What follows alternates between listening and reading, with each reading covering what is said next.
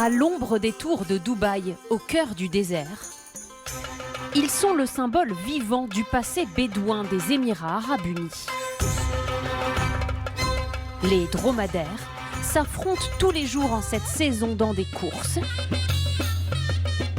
Une tradition séculaire qui passionne les Dubaïotes. C'est un grand jour, c'est très important. Nous sommes impatients et si Dieu le veut, nous allons gagner. Ces courses, c'est notre passion. Nos ancêtres en faisaient et nous perpétuons cette pratique parce qu'on adore ça. Nées au 7e siècle, ces courses de dromadaires peuvent rapporter très gros, jusqu'à 50 000 €. Mais ici, pas de jockey. Ce sont des robots qui tiennent les rênes. Commandés depuis la piste par les propriétaires, ce talkie-walkie est relié à un haut-parleur sur le dos de l'animal et ce boîtier permet d'activer la cravache. À Dubaï, les coups ne sont pas limités.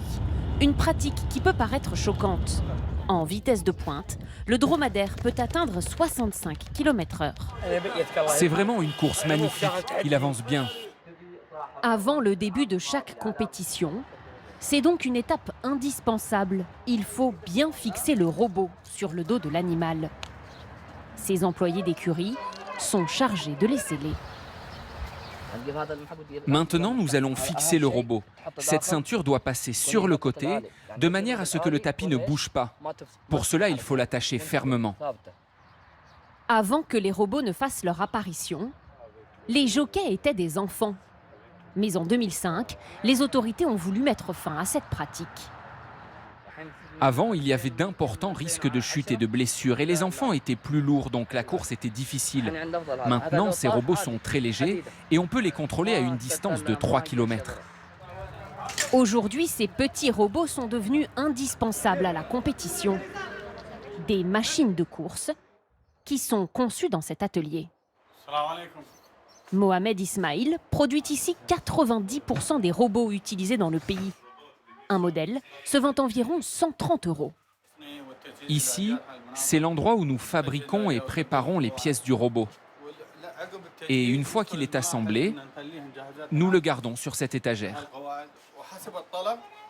Le moteur du robot est en fait une perceuse. C'est elle qui fait tourner la cravache. La touche finale, c'est la tenue. Comme pour les jockeys, les maillots des robots, les kazakhs, sont choisis par les propriétaires des dromadaires de course. Regardez cette tenue rouge ici.